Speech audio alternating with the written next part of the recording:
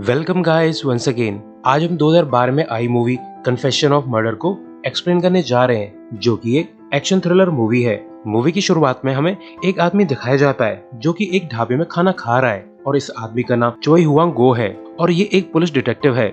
इसके बाद चोई को खाना खाते वक्त 15 साल पुराना इंसिडेंट याद आने लगता है, जब उसे एक सीरियल किलर को पकड़ने का टास्क मिला था और चोई किलर तक पहुंच भी गया था, मगर इनकी चेज के दौरान वो किलर एक लेडी को होस्टेज बनाकर मार देता है। तो इन दोनों के बीच में गजब की फाइट होती है, मगर किलर काफी स्ट्रॉन्ग था। वो चोई को बुरी तरह से पीट देता है और तो और वो चोई के फेस को चाकू से काट देता है, ये कहकर कि मैं अभी तुम्हें नहीं मारूंगा क्योंकि तुम अभी काम के हो। मगर इस चेज में चोई ने भी किलर के शोल्डर में गोली मार दी थी। इसके बाद प्रेजेंट में जब चोई खाना खा रहा था तो उसे न्यूज दिखती है कि वो सीरियल किलर जिसने 15 साल पहले 10 लोगों को मारा था, आज उसका स्टैट्यू ऑफ लिमिटेशन खत्म हो गया है। गाइस, स्टैट्यू ऑफ लिमिटेशन एक तरह से टाइम पीरियड होता है जिसके बीच क्रिमिनल्स को पकड़ के उसके क्राइम की सजा दिलाई जा सकती है, मगर इस टाइम पीरियड पूरा होने के बाद क्रिमिनल लगभग आजाद हो जाता है और इस केस में टाइम पीरियड 15 साल है। वैसे ये न्यूज देखकर चोई काफी भड़क उठता है, मगर उसकी हालत ठीक नहीं है क्योंकि अपने फेलियर्स की वजह से चोई अब बहुत जोर का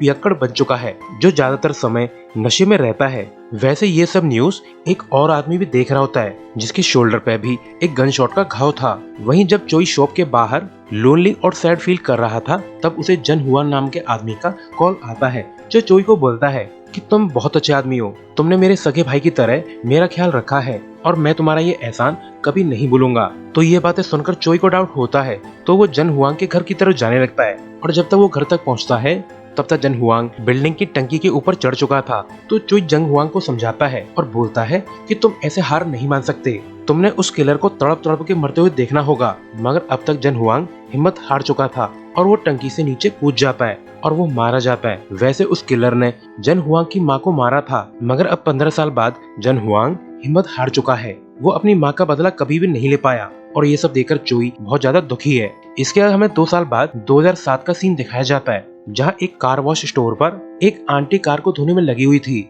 वैसे ये आंटी चोई की मदर है जो अपने बेटे से काफी परेशान है। इसके बाद चोई को एक कॉल आता है जहाँ कॉलर बोलता है कि बहुत बड़ी खबर है, जल्दी से टीवी चलाकर देखो। तो ये माँ बेटे टीवी चलाकर देखते हैं कि 17 साल पहले जिस किलर ने देश में दहशत फैलाई थी उसने एक बुक लिखी है जिसमें किलर ने अपने सभी पास्ट क्राइम्स के बारे में लिखा है। इसके बाद हमें एक इवेंट दिखाया जाता है जहाँ I am the murderer book का प्रमोशन किया जा रहा था और इस बुक का राइटर ली डुसुक नाम का आदमी है, यानी ली ही 17 साल पुराना सीरियल किलर है। इसका इवेंट ऑर्गेनाइजर बोलती है कि मिस्टर ली ने इस बुक को अपने पापों का पश्चाताप करने के लिए लिखा है, सो प्लीज कोई ऑफेंसिव क्वेश्चन न करे। मगर पब्लिक तो पब्लिक है। एक जर्नलिस्ट ली से पूछता है कि मिस्टर ली, अब 17 साल बाद कन्फेस करने का क्या मतलब है, वो भी जब आपने बिल्कुल परफेक्ट मर्डर किए थे। तो ली स्माइल करके कहता है कि शायद मेरे मन में एक गिल्ट रह गया था तो इसलिए मैंने ये बुक लिखी है, मगर इसकी शक्ल देख के तो नहीं लगता कि इसको कोई भी अफसोस है। इस पर ली बोलता है कि लेफ्टिनेंट चोई, मैंने जो भी आपके साथ किया उसके लिए मैं माफी चाहता हूँ, मगर अभी भी इस आदमी को कोई अफसोस नहीं था। वो टीवी पे अपना फेस टच करके चोई को एहसास दिला रहा था कि मैंने तुम्हें ये फेस स्कार दिया है, तुम मुझे भूले तो नहीं। इस बार ली अपने शोल्डर पे एक बुलेट मार्क दिखाकर बोलता है कि लेफ्टिनेंट चोई की गोली आज भी मेरे शोल्डर में मौजूद है। इसके बाद ली की बुक की ऑनलाइन सेल चालू हो जाती है। इसके बाद ली उन लोगों की फैमिलीज को विजिट करता है जिन्हें उसने मारा था, मगर एक फैमिली मेंबर ली को जोरदार थप्पड़ धर देता है। वहीं चोई अपने दोस्त से मिलने जाता है जो चोई से बोलता है कि ली ने इस बुक में हर एक बात, हर एक इंसिडेंट को बिल्कुल डिटेल में लिखा है, मगर मुझे उस पर डाउट है। वैसे उस किलर ने 10 लोगों को मारने के बाद 11वें विक्टिम को किडनैप किया था, उसका क्या हुआ? मगर तभी पुलिस डिपार्टमेंट का चीफ यहाँ आकर बोलता है कि ये पुलिस स्टेशन लाइब्रेरी कब से बन गया? तुम सभी लोग उस मर्डरर की बुक पढ़ रहे हो।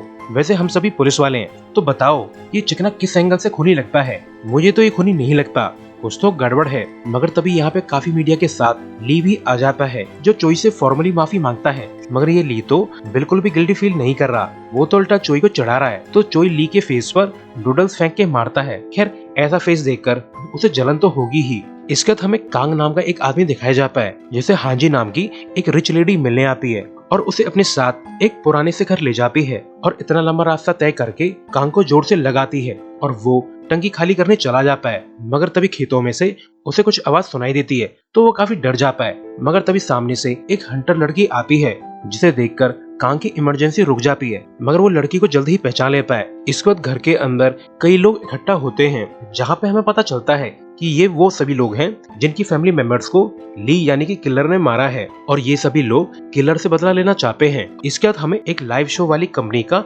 ऑफिस दिखाया जाता है, जहाँ पे स्टाफ ये डिस्कस कर रहे थे कि ली को अपने चैनल के लाइव शो पर कैसे लाया जाए। तो चैनल का बॉस यहाँ आकर बोलता है कि चाहे जो भी करो, अगले लाइव शो में ली और चोई को एक साथ लेकर आओ। तो स्टाफ बॉस को रिमाइंड करता है कि बॉस, चोई और ली दोनों ही येड़े हैं, अगर उन्हें शो में लाया गया तो वो दोनों एक दूसरे को टीवी के सामने लाइव ही मार डालेंगे। तो बॉस बोलता है कि ये तो और भी अच्छी बात है। वहीं चोई का पार्टनर उससे बोलता है कि तुमने ली के मुंह पे नूडल्स फेंक के क्यों मारे? तुम्हारे पास मारने के लिए टेबल, कुर्सी, इवन गन, बुलेट्स भी थी, मगर तुमने उसे नूडल्स ही क्यों मारे?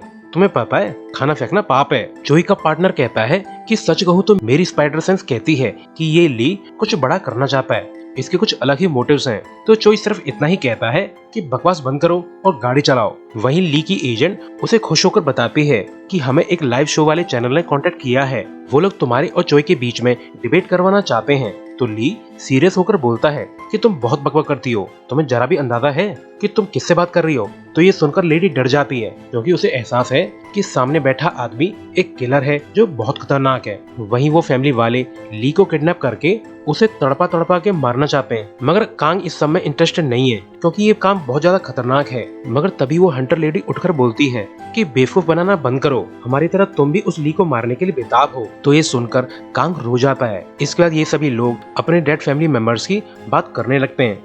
इसके बाद चोई एक विक्टिम के फादर से मिलने जाता है, जो कि एक डॉक्टर है। चोई डॉक्टर से बोलता है कि मैं जानता हूँ कि आप बहुत दुखी हैं, मगर आपको हिम्मत रखनी चाहिए। तो डॉक्टर बोलता है कि तुम भी हम सब की तरह तड़प रहे हो, वरना तो उस फेस कट को 17 साल से लिए घूम नहीं रहे होते, जबकि उसे आसानी से हटाया जा सकता है। इसके बाद ली का क्रू बुक साइनिंग इवेंट के लिए जाने लगता है। तो पब्लिक में से कुछ हेटर्स इस क्रू पे अंडे मारने लगते हैं, तो बेचारों को छातों से छुपकर अंदर जाना पड़ता है। और जब ली अपने फैंस के लिए बुक पे साइन कर रहा था, तब चोई भी यहाँ पे आ जाता है। तो ली के बॉडीगार्ड्स चोई को घेर लेते हैं। तो चोई पूछता है कि तुम लोगों को कैसा लगता है ली जैसे खूनी दरिंदे के लिए काम करके? मगर ये बॉडीगार्ड्स कुछ भी जवाब नहीं देते। वहीं विक्टिम्स की फैमिली वाले ली की किडनैपिंग का प्लान बना रहे थे। तो एक आदमी बोलता है कि ली एक होटल में रहता है और रोजाना एक ही समय पर स्विमिंग करने जाता है। तो हाँ जी, एक ओल्ड मैन से कहती है कि इस प्लान में मेन रोल तुम्हारा होगा, तुम्हें इस बाल्टी का सामान किसी भी तरह ली के स्विमिंग पूल में डालना होगा। तो नेक्स्ट डे ये ओल्ड मैन पूल क्लीनर बनके होटल पहुंच जाता है, और जब ली स्विमिंग करने जाता है तब वो ओल्ड मैन पूल में बाल्टी के कंटेंट को कुरे देता है, जो कि सांपों से भरी हुई थी। और जल्द ही सांप ली तक पहुंच जाते हैं और उसे काट लेते हैं। मगर फिर ली के बॉडीगार्ड्स उसे पूल से बाहर निकाल लेते हैं और उसे हॉस्पिटल ले जाते हैं। मगर उन्हें ये अंदाजा नहीं है कि एम्बुलेंस वाले फेक हैं। ये लोग तो विक्टिम्स के फैमिली मेंबर हैं, जो ली को लेकर निकल जाते हैं। और फिर इस किडनैपिंग की न्यूज लेफ्टिनेंट चोई तक पहुंच जाती है। तो चोई बोलता है कि अच्छा है, उसके साथ ऐसा ही होना चाहिए था। मगर जो भी हो, चोई एक पुलिस वाला है, तो वो एम्बुलेंस की डायरेक्शन में जाने लगता है। और जल्द ही वो एम्बुलेंस के ड्राइवर को पहचान लेता है, क्योंकि उसने इस पर्सन को पहले भी कहीं देखा है। चोई इनकी वैन को चेस करना चालू कर देता है, मगर इस चेस के दौरान ली को होश आ जाता है। और जब चोई वैन को पीछे से ठोकता है तो वैन का बैकडोर ओपन हो जाता है, और तो और ली अपने स्ट्रेचर के साथ चोई की कार पे आकर गिरता है। मगर इन फैमिली मेंबर्स की नफरत का भी कोई ठिकाना नहीं था। कांग कार पे कूदकर ली को मारने की कोशिश करता है, मगर लड़ते लड़ते ये लोग फिर से वैन में जाकर गिरते हैं, और फिर ये लोग वैन को यहाँ से निकाल के ले जाते हैं। इसका लेफ्टिनेंट चोई अपने ऑफिस लौट आता है और उन सभी फैमिली मेंबर्स की छुपने की जगह पता लगाने लगता है। इसके बाद हर टीवी चैनल पे यही न्यूज चल रही होती है कि ली का किडनैप हो गया है, मगर लेफ्टिनेंट चोई इन सभी बातों पर कोई भी कमेंट नहीं करता। मगर न्यूज देखकर कांग बोलता है कि चोई ने हमें पहचान लिया है, हमने उसकी कार पे नागिन डांस जो किया था। इसके बाद चोई एक डॉक्टर से मिलता है, जो चोई से कहता है कि तुम कहो तो मैं उन लोगों से बात करूंगा, मगर चोई इस सब के लिए मना कर देता है। इसके बाद जब चोई परेशान हो रहा था कि विक्टिम की फैमिली मेंबर्स को ट्रैक कैसे किया जाए, तो उसे अपने पार्टनर का कॉल आता है कि मुझे एक फ्रॉड मिला है जो विक्टिम की फैमिली मेंबर्स को ट्रैक कर सकता है। तो चोई बोलता है तो ट्रैक करो ना, मुझे क्यों बता रहे हो। इसके बाद ये लोग फैमिली मेंबर्स को ट्रैक करना चालू कर देते हैं, और थोड़ी ही देर में ये फ्रॉड डिटेल्स निकालकर चोई को बता देता है। तो चोई इनकी बताई लोकेशन की तरफ जाने लगता है, और चोई ने तो नाइट गॉगल्स भी पहने हुए हैं, जहाँ घर में विक्टिम्स की फैमिली वाले ली की खातिरदारी कर रहे थे।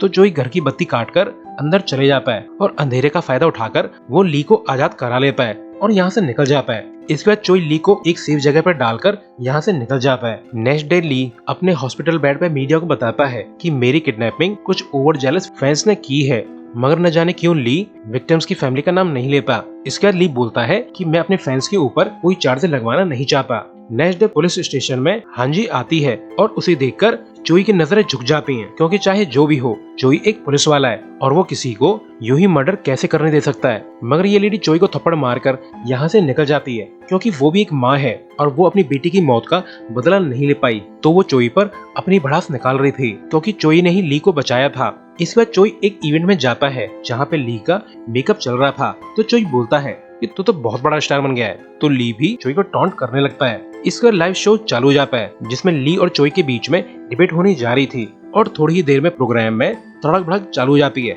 और ज्यादातर लोगों को लगता है कि एक किलर ने एक बुक लिखी है और वो खूब सारे पैसे कमा रहा है, कुछ तो गड़बड़ है।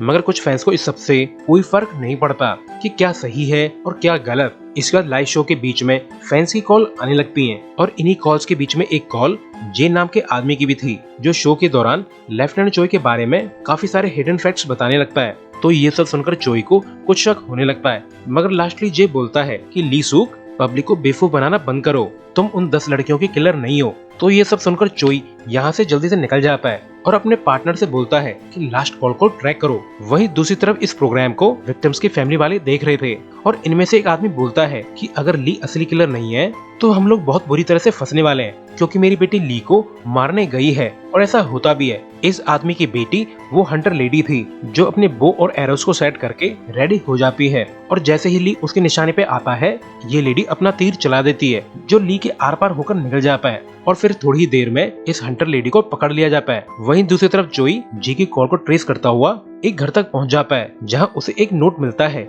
जिसमें लिखा हुआ था कि अगर तुम मुझे गुस्सा दिलाओगे तो मैं तुम्हारी माँ को मार दूंगा। तो ये सब देखकर चोई काफी डर जाता है और जोर जोर से चिल्लाने लगता है, मगर तभी यहाँ पर चोई की मदर आ जाती है। तो यहाँ पर क्लियर होता है कि जे ने कॉल चोई के घर से ही किया था और असल में रियल किलर ली सू के बजाय ये जे नाम का आदमी है, एटलीस्ट लेफ्टिनेंट चोई की नजर में। इस बार चोई अपनी माँ को गले लगाकर खूब रोने लगता है, मगर तभी उसी मिरर में एक परछाई दिखाई देती है, तो वो अपोजिट बिल्डिंग में चेक करने चला जाता है जहाँ कुर्सी पे उसे एक चाकू और टेप कैसेट मिलती है, जिसे चलाने पर एक वीडियो चालू हो जाती है जिसमें एक यंग लेडी शो हो रही थी जो अपने किडनैपर से भीख मांग रही थी कि प्लीज मुझे मत मारो, मुझे जाने दो। और ये सब देखकर लेफ्टिनेंट चोई की आंखों में आंसू आ जाते हैं, मगर इस टेप को बार बार सुनकर चोई को कुछ क्लू मिल जाते हैं। तो वो जल्दी से प्रेस कॉन्फ्रेंस बुलाता है और उन्हें जे का खंजर दिखाकर बोलता है कि ये चाकू रियल किलर जे का है और इसे टेस्ट करवाने पे पता चला है कि इस पर जो खून है वो मेरा ही है, वो भी तब का जब 17 साल पहले किलर ने मेरे फेस को कट किया था। तो एटलीस्ट ली सूक किलर नहीं है, मगर हो न हो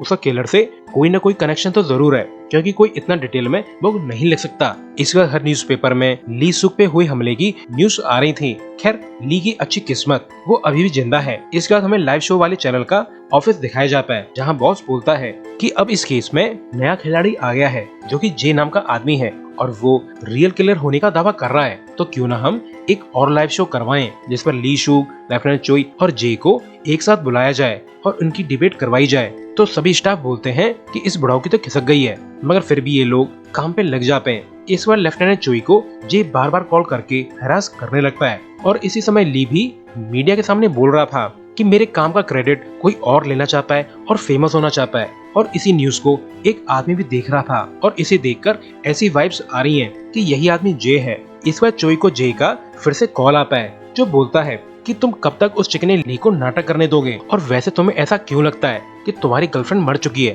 तो ये सुनते ही चोई की सनक जाती है। इसके बाद जे लाइव शो वालों को कॉल करके लाइव ब्रॉडकास्ट की डिमांड करता है और फिर लाइव ब्रॉडकास्ट चालू हो जाता है, जिस पर जे बोलता है कि मिस्टर ली तुम अच्छे एक्टर हो जो मेरे काम का क्रेडिट चुरा रहा है, क्यों ना मैं, तुम और लेफ्टिनेंट चोई एक साथ डिबेट करें, तब सारा का सारा सच बाहर आ जाएगा। और यही सब विक्टिम्स के फैमिली वाले भी देख लेते हैं। तो फिर ये लोग रियल किलर को मारने का प्लान बनाते हैं। वैसे ये फैमिली मेंबर्स भी काफी डेंजर लोग हैं। इसके बाद हांजी बोलती है कि मैं खुद रियल किलर को मारना चाहूंगी, वो भी सभी के सामने। वैसे भी मेरी जीने की वजह सिर्फ बदला है, अगर मुझे कुछ भी हो जाए तो कोई फर्क नहीं पड़ता। इसके बाद हांजी एक आदमी को अपना पेन देती है तो आदमी पूछता है कि ये क्या है, और फिर वो पेन के अंदर सांपों का जहर भरने लगता है ताकि इस पेन से रियल किलर को मारा जा सके। इस बार डिबेट से रिलेटेड न्यूज आने लगती हैं। इसके बाद स्टेशन चीफ चोई से बोलता है कि ली या जे में से कोई एक रियल किलर है, तो सच बाहर आते ही रियल किलर को मार दो, उसके बाद जो भी होगा उसे मैं संभाल लूंगा। इस बार लाइव डिबेट चालू हो जाती है, जहां ली और चोई तो मौजूद थे और फिर जे भी मास्क लगाकर यहाँ पे आ जाता है। इस बार होस्ट की डिमांड पर जे अपना मास्क उतार के फेस रिवील कर देता है। इस बार जे होस्ट को इशारा करता है तो वो अपने चैनल की लाइव रिपोर्ट चालू करवा देता है, जहां पर एक रिपोर्टर बोलती है कि मिस्टर जे ने हमें ये लोकेशन डिबेट से पहले बताई थी और खुदाई करने के बाद हमें जुनसो योंग के डेड रिमेन्स मिल गए हैं। और गाइस, जुनसो योंग लेफ्टिनेंट चोई की गर्लफ्रेंड थी और यही सब न्यूज ऑडियंस में हांजी भी देख रही थी। और यहाँ पे हमें पता चलता है कि जुनसो योंग हांजी की बेटी थी और लेफ्टिनेंट चोई की गर्लफ्रेंड, जिसे रियल किलर ने 17 साल पहले किडनैप किया था। तो लेफ्टिनेंट चोई गुस्से में उठकर जे को मारने की कोशिश करता है, मगर उसे रोक लिया जाता है। इस बार लेफ्टिनेंट चोई को पुराने फ्लैशबैक आने लगते हैं, जहां वो अपनी गर्लफ्रेंड से सैडली बोलता है कि मैं उस किलर को पकड़ नहीं पाया और अब वो बहुत सी औरतों को मार रहा है। तो जुनसो योंग चोई का मूड ठीक करने की कोशिश करती है, तो उनका रोमांस चालू हो जाता है, मगर ये सब हांजी देख लेती है, जो जुंग के जाने के बाद चोई को धमकाते हुए बोलती है कि मेरी बेटी से दूर रहो। और उस दिन चोई ने लास्ट बार अपनी प्यारी गर्लफ्रेंड को देखा था। इसके बाद प्रेजेंट में लाइव शो फिर से चालू हो जाता है, जहां पर ली सभी को बताता है कि मैं रियल किलर नहीं हूँ। तो होस्ट पूछता है कि इतनी बेहतरीन किताब लिखने के लिए जानकारी आपको कैसे मिली। तो ली बोलता है कि ये किताब मैंने नहीं लिखी है, बल्कि ये किताब तो लेफ्टिनेंट चोई ने लिखी है। तो चोई बताता है कि ली सूक का असली नाम जुन हुआंग सिक है, जो कि फर्स्ट विक्टिम का बेटा है। इसी मदर को जे ने मारा था। तो होस्ट सरप्राइज होकर बोलता है कि रिकॉर्ड के हिसाब से तो जुन हुआंग सी को 2 साल पहले ही मरा हुआ घोषित कर दिया गया था, उसने तो सुसाइड कर ली थी। तो चोई बताता है कभी मरा ही नहीं था, उसने तो मरने का नाटक किया था और ये सब हमारा प्लान था। और फेक सुसाइड के बाद जुंग हुआन ने प्लास्टिक सर्जरी करवाई थी और वो ली बन गया। तो ऑडियंस में मौजूद वो डॉक्टर बोलता है कि ये बात सच है, मैंने ही जुन हुआंग की सर्जरी की थी और वैसे मैं भी एक विक्टिम का फादर हूँ, यानी मुझे भी बदला चाहिए था और इसलिए मैं इस प्लान में शामिल हुआ था। इसके बाद सभी को अंदाजा हो जाता है कि जुंग हुआंग की फेक सुसाइड, ली की सर्जरी और बुक का रिलीज करवाना सब चोई का प्लान था, ताकि वो लोग रियल किलर जे को पब्लिक के सामने ला सकें। और ये सब जानकर जे काफी सरप्राइज्ड है कि उसे पकड़ने के लिए चोई ने ऐसा ट्रैप बिछाया। चोई बोलता है कि मैंने तुम्हारी शक्ल तो नहीं देखी थी, मगर मुझे तुम्हारी पर्सनैलिटी का अच्छे से पता था कि तुम किसी भी हालत में अपने काम का क्रेडिट किसी और को लेने नहीं दोगे, और मैं बिल्कुल सही था, तुम मेरे सामने आ गए। तो जे स्माइल करके बोलता है कि मुझे अब कानूनी सजा नहीं मिल सकती